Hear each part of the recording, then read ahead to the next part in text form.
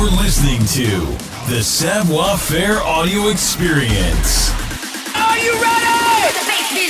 The Savoir Faire experience is your guide to everything that has to do with lifestyle. From dating, rides, style, and entertainment. All brought to you by the editor of Savoir Faire magazine, Robert White. Anything goes on this audio experience. So, let's go. It's still the best. All right, guys, welcome to another episode of the Savoir Faire audio experience. We really appreciate you listening to us and kind of subscribing to the podcast. It's growing very quickly. We're in the 50s now already with podcast episodes, and we're aggressively interviewing lots of great people. And I love kind of giving you guys the behind the scenes aspect of our interviews and interviewing very unique people from all over the country. And today's really no exception to that. Chris Amendt is here with us today. How are you, Chris? I'm fine. Thanks for having me. I appreciate you finding some time to come and hang out with us. So Chris is the founder of a company called the Monarch Botanika, and this is a very cool company, by the way, with a great cause. And so I'm really interested in asking a lot of questions about, your mission and your business. But before we dive into those things, Chris, I want to know what motivates you and who you are. So if you could give me a little bit of your background, maybe even the boring stuff like your education, and then we can dive into why monarch butterflies are a big focus for you. Sure. Well, as a kid, I've always been interested in nature, and gardening and into wildlife and things like that. So I was always out in the garden doing something in the garden. But I went to school to actually diagnose cancer.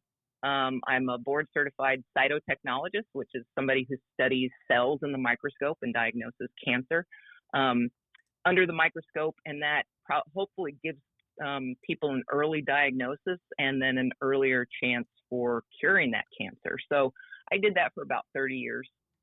I also worked in the corporate medical industry when I moved up into management.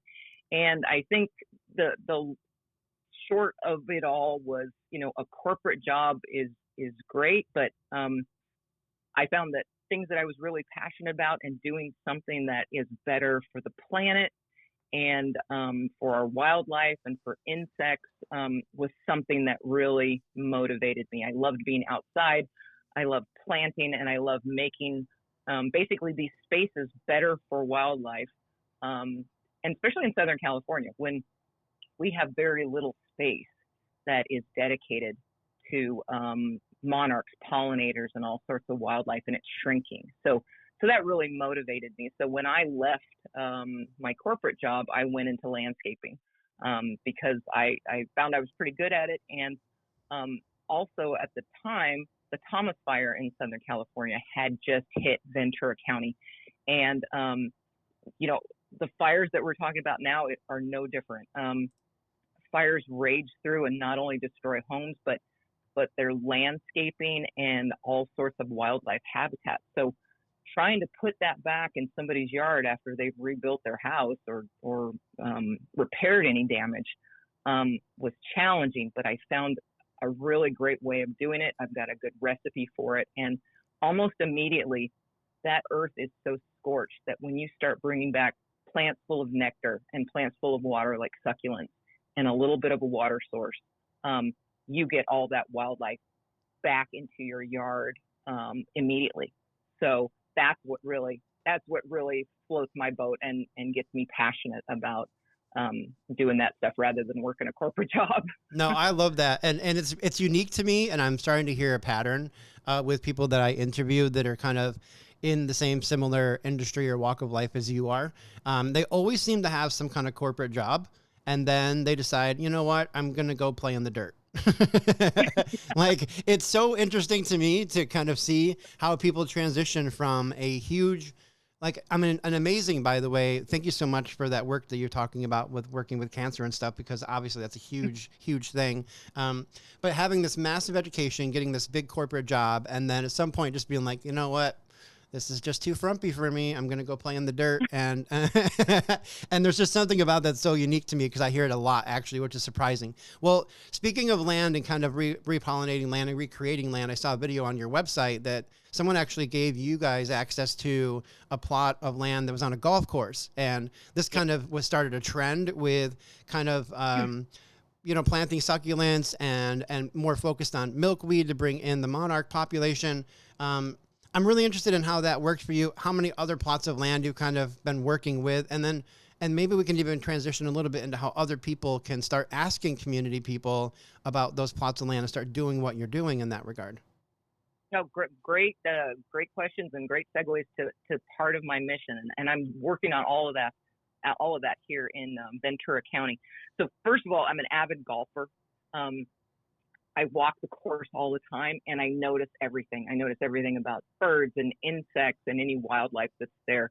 I was installing owl boxes for natural rodent control and raptor perches, so we wouldn't have to use rodenticides. This golf course was actually, Sterling Hills Golf Course is actually a public golf course, and it's not far from my house, but I do landscaping consulting for it. And when the pandemic hit, it shut down everything, including golf courses. So there was nobody on the golf course. And my first question to them was, hey, if there's nobody here, can I take this little dumpy piece of land over here with nothing on it? And can I put a monarch and pollinator habitat? And I'll put a sign on it. Then people that are playing golf, they're standing on the tee, they see a sign and they see a big monarch butterfly. They've got a QR code. They can kind of check into it and see what it's all about. So that was really the start. And it became so successful so quickly that monarchs were breeding in that area within 3 months.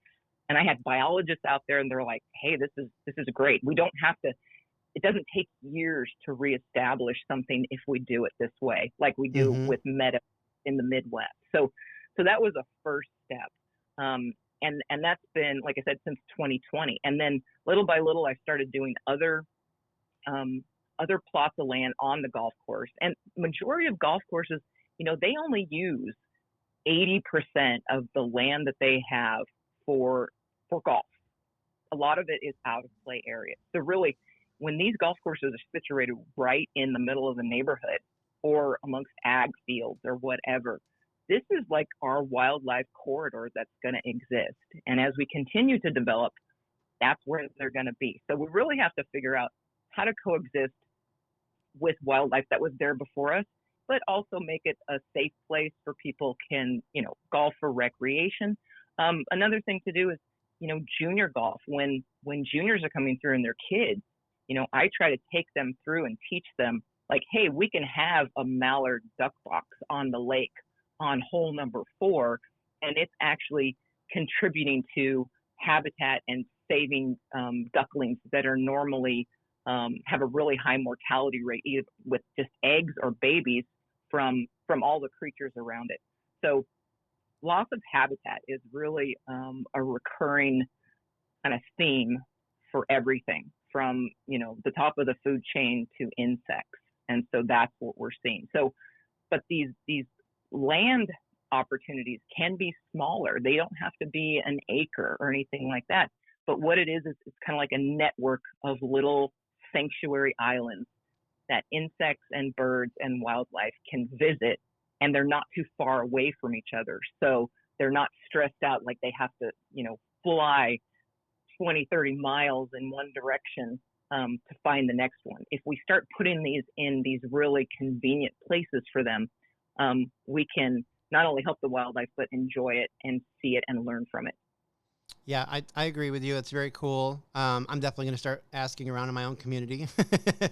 I got a little bit of a green thumb. I mean, my backyard actually is probably a good place to start. But I might have to ask you another time what to plant back there to make it work, which is kind of cool. But So obviously the golf course gave you some plots of land. You've been on this mission to kind of really do this thing, and you're hyper focused, and obviously your product, even your brand, is really built around the Monarch butterfly. So I want to talk a little bit about that piece of it. Sure. Where does your passion lie within the Monarch butterfly like community? Like, are you based on the popularity increase of the of this insect? Are you trying to find more land for it? Are you on the conservative aspect of these things? What's the focal point that you're really trying to change? The focal point that I have that is a priority here, that I can actually do, and I know how to change it because I've done it before and I can continue to do it, and that is creating new habitat and protecting existing habitat here. So a lot of times existing habitat flies under the radar. Nobody even knows it's existing habitat until it's gone. And that applies to even vacant lots that have been sitting, empty in Ventura for years or something like that. And then all of a sudden somebody comes in, develops it and says, oh, we need to take these eucalyptus trees down. Well, these eucalyptus trees are now they were critical habitat, but sometimes they come in and develop these plots of land and then take them down immediately. And then it's too little too late. They're like, oops, critical habitat, sorry. So that's one instance of it. Creating new habitat would be more along the lines of creating new breeding spots. So where the monarch butterflies are traveling inland to breed, they're not breeding at the overwintering sites. You don't want native milkweed at the overwintering sites, but you want them in an area 2 to 5 miles inland where there's additional nectar sources, there's protection, and then there's the host plant that they need for reproduction, and that is native milkweed. So those are all kind of the requirements that are needed. So that's what I put back on either public land, private land. Even I can do this in corporate gardens. If you have a corporation that has a big courtyard and has gardens, these boxwood hedges are completely useless to any kind of insects. So you can actually take these out and replace them with really beneficial pollinator friendly nectar plants, succulents, and milkweed, and it can be a really attractive addition to landscaping as well. I like the idea of that. So on the scientific aspect, because I don't know nothing about the monarch butterfly, and I'm going to learn a lot today from you. Is milkweed like the key ingredient here? If we plant milkweed, will butterflies show up? Yeah. And okay. And milkweed is the key ingredient. And the problem, I think, with this scenario is that it's one species of insect that has not adapted to use anything else to reproduce. So whereas swallowtail butterflies, they used to have a couple of host plants where they used to lay their eggs on, their caterpillars would eat it, and then it would form new swallowtail butterflies. They've adapted to lay their eggs on dill and parsley and citrus when that wasn't their normal host plant.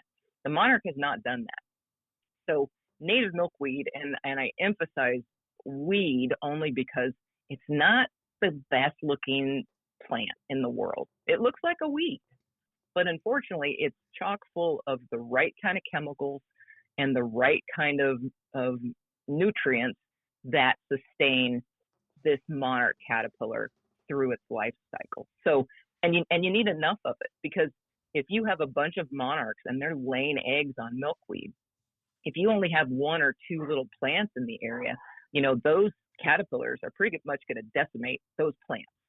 So, and it's also part of like a natural culling experience where you don't want to have too many monarchs of lower genetic strength.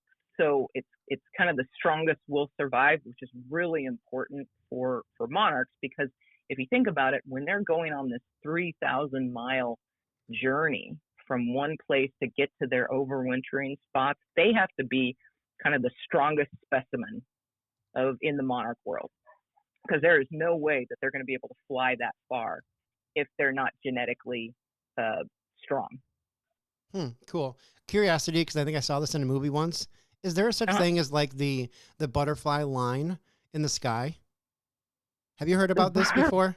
No, I haven't. What is that? Okay, so apparently airplanes only go a certain height in the sky because insects that actually fly long distances fly above that.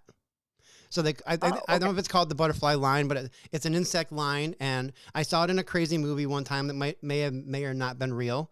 But yeah, I thought it was like this. Is this really the thing? Because when they actually fly to go to their location, are they going that high in the sky, like, or are they just kind of, you know, the same length as birds? It seems like they would go higher because birds would just be picking them off. Yeah, you know, birds will pick them off, and part of that protective, some of those protective chemicals that you get from the milkweed makes monarch butterflies distasteful to birds. So a lot of birds have been conditioned where, and especially bright colors, you know, it's like snakes. You know, the brighter the colors are, the more poisonous they are. It's kind of the same way. So birds aren't. I mean, there are predatory birds that do eat monarchs, but it's not that much so. But you know what? I don't think they're that high, only because a lot of mortality exists when the migration is rolling through the Midwest along highways. And which is another thing to mention, is that in the Midwest, you know, a lot of times the Department of Transportation is making pollinator habitats along highways. But I'm like, why do you want to bring the bugs next to the cars? I mean, that seems like a bad idea. So I kind of like refute that idea. I mean, I'm not really a fan of that one. Completely understand that one as well, because that's obviously one of the things we clean off our vehicles most of the time. Yeah, crazy. Well, I want to kind of transition a little bit into this. Obviously, you own a company called Monarch Botanika, and obviously you've created some really great products from a lot of knowledge that you really have, but we know that it's also a good cause because a portion of your sales goes to a company called, or an organization called nativemonarch.org. Talk to me about the company and how you kind of fell into creating the products that you're creating.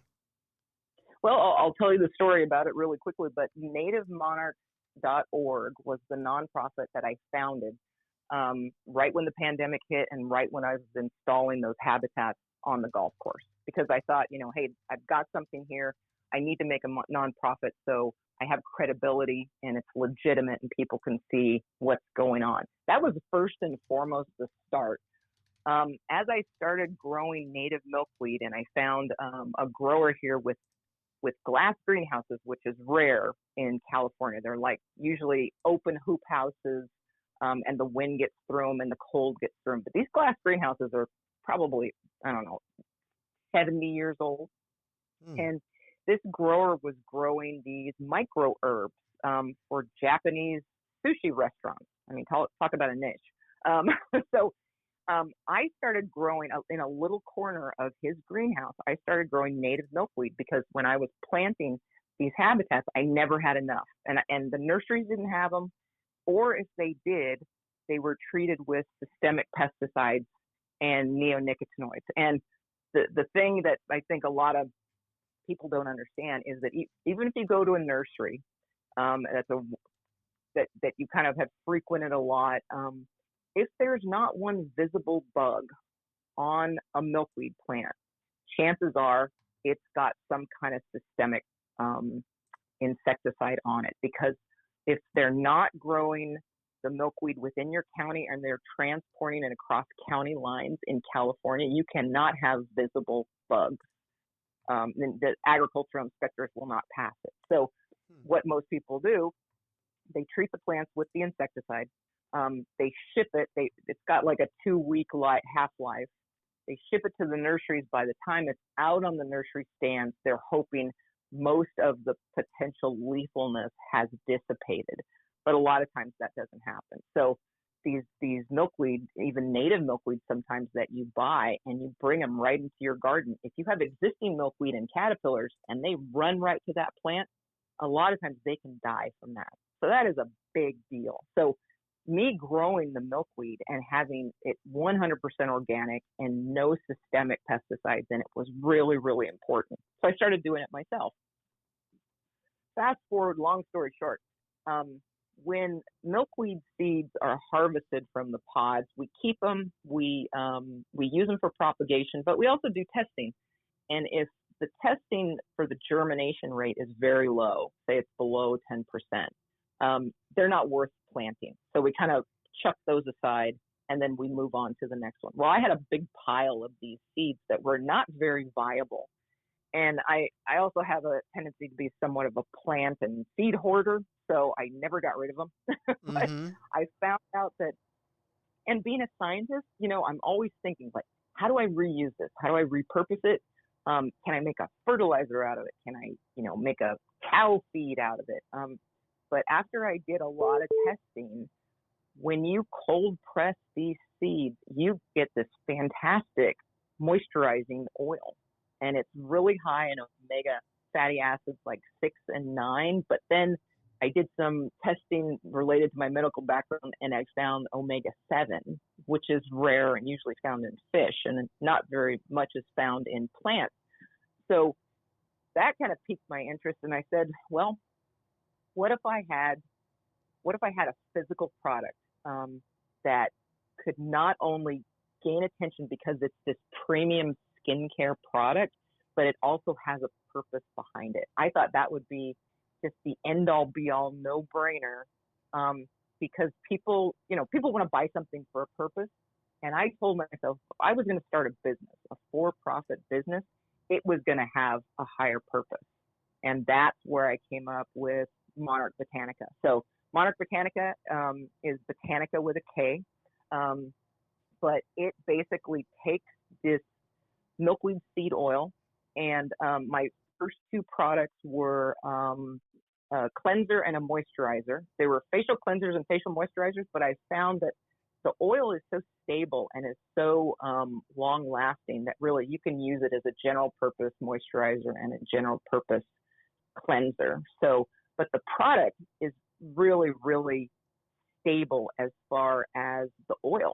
It's just this great oil. So what I did is I had a patent from my medical career that I sold, and I didn't get a lot of money, but it was enough to be kind of like the start where I said, I'm going to take this money and I'm going to invest it in this because I really believe in this, and this can help fund my conservation mission. So I went manufacturing. I started making it, and as soon as I started my manufacturing process, the pandemic shut down all of manufacturing pretty much all over the world. Yeah. Yep. So with that said, that delayed me about 8 months to a year. So basically the idea sat there because I couldn't even get a tube to put it in. I couldn't get a cap. I couldn't ship things. I couldn't do anything. Right. So when I finally came back and said, okay, I'm going to get this done, my marketing budget's gone. Materials have increased 2 and 3 times. So it's been quite the journey, I have to say. But I've made the product.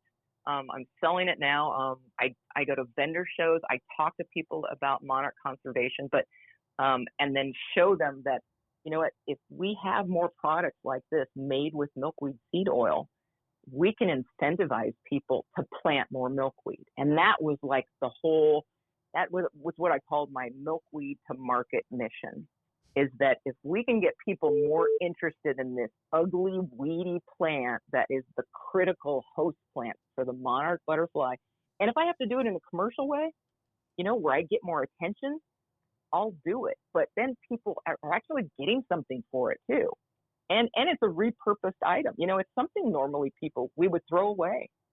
So as I find more uses for it, I can expand my product line and make other products that give back to monarch and pollinator conservation. That's so cool. So I'm looking at the website and it says cold pressed milkweed seed oil, which seems to be your secret ingredient in most of your products. Yeah. What are the benefits of milkweed like to your body though? Like, is it good for your skin? What's kind of happening there? You know what? It really has to do with the omega fatty acids that are in that oil. So I actually came up with the formulas myself. I own the formulas. So I added eucalyptus, peppermint, spearmint, and aloe as things that are all known to be beneficial and have beneficial qualities, just plant-based.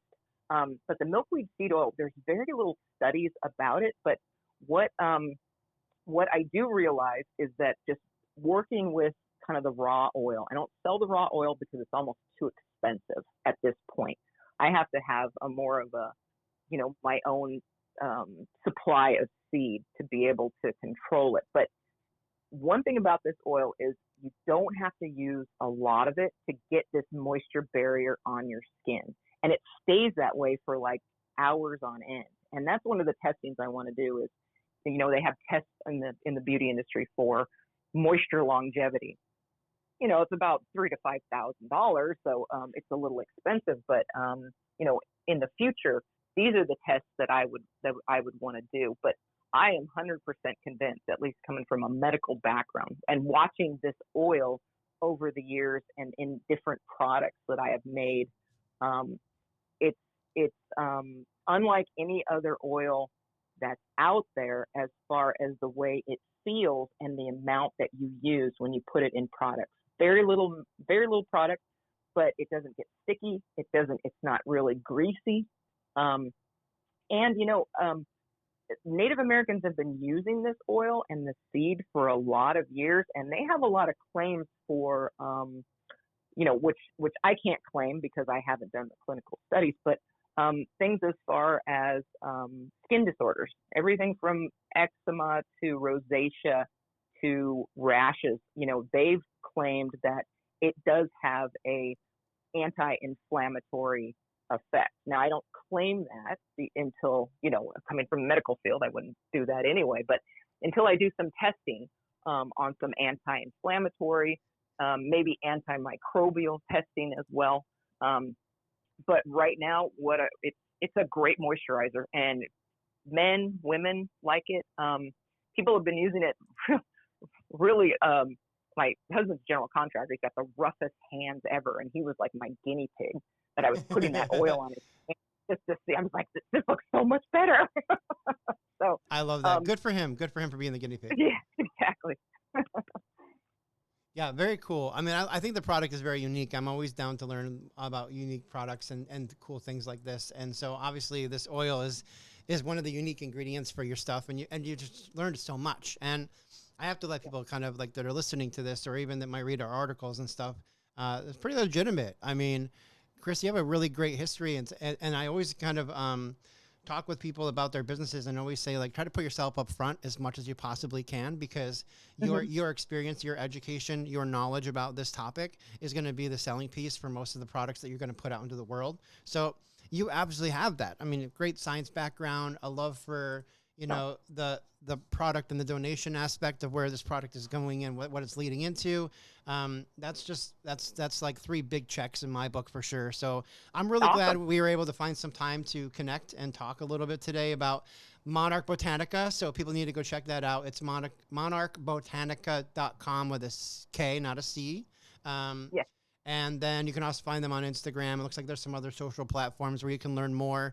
But I'm really glad we were able to connect and talk a little bit about this. So it's very cool.